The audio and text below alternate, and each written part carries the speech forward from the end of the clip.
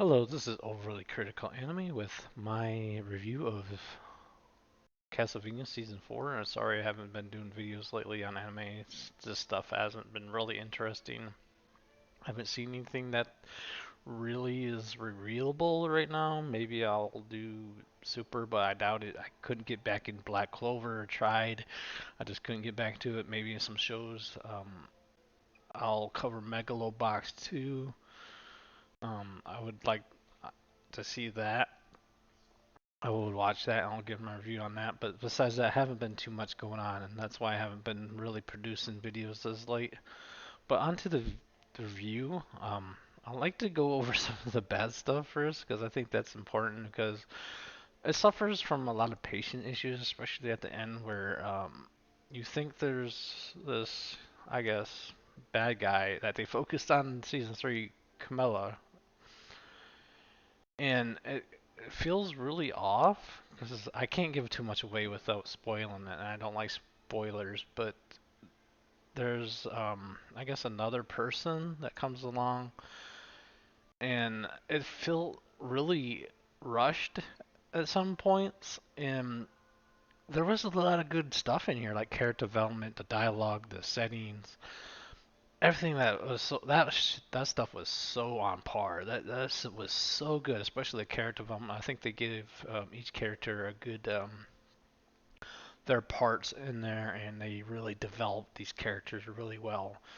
And the settings and the dialogue was on point as always, but it did suffer some anime issues, like animation issues here and there. It wasn't too noticeable, but it seemed a little bit downgraded. Maybe they didn't get a whole lot as much budget for this one.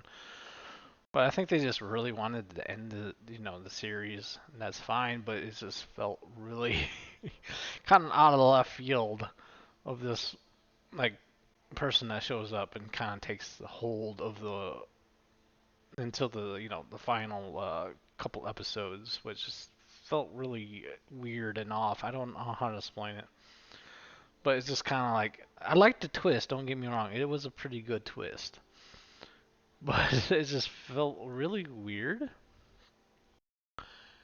and really poorly paced.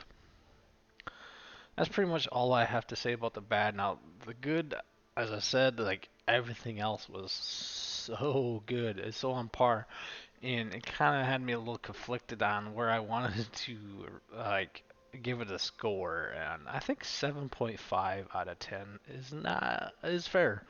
I think that's probably the fairest score I can get. I really wanted to be at an 8, but the pacing issues was a big thing for me. It really brought the score down quite a bit, but everything else was so good that I think it really brought it up to the 7.5 I'm giving.